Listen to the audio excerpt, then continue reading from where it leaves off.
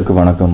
சித்தர்கள், குருமார்கள் அவங்கக்கிட்ட நம்மளை ஒப்படைச்சா அவங்க நம்மளை பாதுகாப்பாங்களா? இது எந்த வகையில் சாத்தியம்? இப்படி ஒரு கேள்வி. இதை பேசுகிறதுக்கு முன்னாடி என்னை பேச வைத்து கொண்டிருக்கும் எல்லா குருமார்களும் சித்த பெருமார்களும் வணங்கி இதை நம்ம பார்க்கலாம். இதை பேசுகிறதுக்கு முன்னாடி ஒரு கதையிலேருந்து வருவோம். நான் படித்த ஒரு நல்ல கதை. சுவாமி ராமா அவர்கள் எழுதிய லிவிங் வித் ஹிமாலயன் மாஸ்டர்ஸ்ன்ற ஒரு புத்தகத்தில் இந்த கதை இருக்குது. அதாவது அவர் கேஞ்சஸ் பக்கத்தில் தங்கிட்டு இருக்கும் பொழுது அவர் பார்த்து தொல்லை பண்ணுறதுக்கு நிறைய பேர் வருவாங்களாம். அப்போ அவர் ஒன்று யோசித்தாராம், இதுக்கு மேலே நம்ம ஒரு பிளான் பண்ணுவோன்ட்டு. அந்த ஐடியா என்னென்னா, அவர் பார்த்து அவர்கிட்ட பேசணுன்னா இத்தனை 1000 வாட்டி சேன் பண்ணணுன்ட்டு மந்திர உபதேசம், அதாவது ஜபம் பண்ணணும்னு சொல்லிவிட்டு ஒரு ஒரு ரூல் போட்டுருவாங்களாம். அதனாலேயே அவர் அது அவ்வளோ நேரம் நம்ம சேன் பண்ணி அவரை பார்க்கணுமான்னு சொல்லிவிட்டு நிறைய பேர் அதை பண்ணவே மாட்டாங்களாம், அப்படியே திரும்பிடுவாங்களாம். இப்படி இருக்கும்பொழுது ஒரு காலத்தில் ஒரு 4 பேர், அந்த ஊரில் உள்ள ஒரு பேங்க் மேனேஜர், அவரோட நண்பர்கள்லாம் அவரை பார்க்க வருவாங்களாம். சேன் பண்ண ஆரம்பிப்பாங்களாம். சேன் பண்ணி பார்த்தா மணி ஓடிடுமா. திருதுப்புன்னு டைம் பார்ப்பறான். ஐயோ, என் நீஸோட கல்யாணத்துக்கான நகைகள்லாம் என்கிட்ட தான் இருக்குது, அந்த சாவி என்கிட்ட இருக்குது, ஆல்ரெடி டைம் ஆகிடுச்சி, 7 மணிக்கு மேலே ஆகிடுச்சி, நான் லேட்டு, அது என்னால் என்ன ஆகிருக்குமோ தெரியல, ரொம்ப இது பண்ணுவாரான்.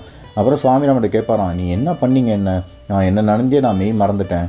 அதுக்கு சொல்லுவாரான், நீங்கள் எதுவுமே பண்ணலை, when you are in chanting, when you are in the presence of the divine's energy, நேரம் அந்த இடத்துல போயிடும், அப்படி தான் உங்களுக்கு ஆயிடுச்சு என்ட்டு. ஆனால் நீங்கள் கடவுளை நம்பி நீங்கள் சாண்ட் பண்ணியிருக்கீங்க, அந்த இடத்துல உங்களை கடவுள் கைவிட மாட்டார்னு சொல்லி அனுப்புவாரான். இவருக்கு ஒரே குழப்பிட்டு நண்பர்களோட திருப்பி வீட்டுக்கு போவாங்களாம்.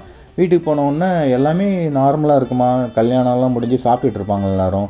இவருக்கு புரியாதான், என்ன ஆச்சு, சாவி என்கிட்ட இருக்குது, யாருன்னு சாவி கொடுத்தான், இது என்னங்க நீங்கள் சொல்கிறீங்க, நீங்கள் தானேங்க என்கிட்ட கொடுத்தீங்க, ஒரு 10 நிமிஷம் முன்னாடி கொடுத்தீங்க, ஃபங்க்ஷன் முன்னாடி எல்லாமே நாங்கள் நகையெல்லாம் எடுத்து எல்லாம் நல்லா நடந்தது ஃபங்க்ஷன். ஒன்று இவருக்கு ஒரே குழப்பமா, நானே வரலை, யார் வந்தான்ட்டு அதையே யோசனையில் இருப்பார். ஏன்னா இவர் நண்பர்களுக்கும் தெரியும் இல்லையா, நம்ம அங்கே போகல, நம்ம நண்பர் நம்மளோட இருந்தார், இப்போ யார் சாவியை கொடுத்தான்ட்டு. இப்படி இருக்கும்போது சுவாமிராமா கடைசியில் அவர் குருக்கிட்ட கேட்பாங்களாம், இது எப்படி சாத்தியம்ன்ட்டு.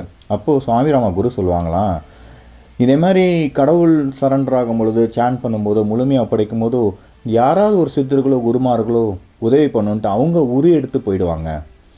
ஸோ இமயமலையில் எத்தனையோ மாஸ்டர்ஸ், இமயமலை மட்டும் இல்லை, நம்ம சவுத் இந்தியாவிலும் அவ்வளோ மலையில் இருக்காங்க. சதுரகிரி ஆகட்டும், வெள்ளையங்கிரி ஆகட்டும், எல்லா இடத்துலையுமே இந்த ஏரியா, நான் சொல்கிறது ஓரிரு இடம் எல்லாமே அந்த சித்துகள் அந்த மாதிரி எல்லாமே அவங்களுக்கு கிடச்சிரும். அப்போது அந்த உடலை இங்கே வச்சுட்டு மறைஞ்சி அங்கே போகிறது, இல்லைனா இன்னும் ஒரு உருவம் எடுத்து அந்த இடத்துல போகிறது, மாற்று உருவம் எடுத்துகிட்டு அவங்களுக்கு உதவி பண்ணுறது, இது மேலே நிறைய பண்ணுவாங்க. அஷ்டமா சித்திகள்லேருந்து எல்லா சித்திகளும் பெற்றவர்கள் தான் மகான்கள், சித்த புருஷர்கள்.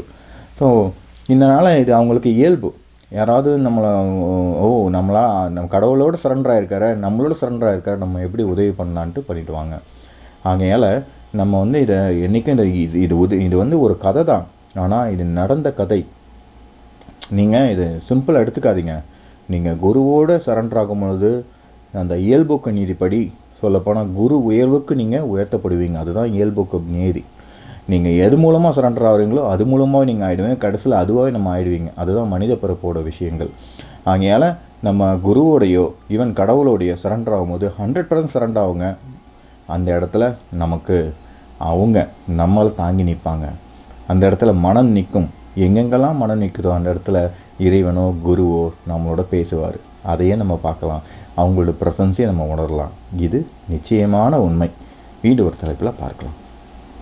Saha TV is exclusively for human upliftment. Please subscribe now and press bell icon so that you will never miss an update. Thank you.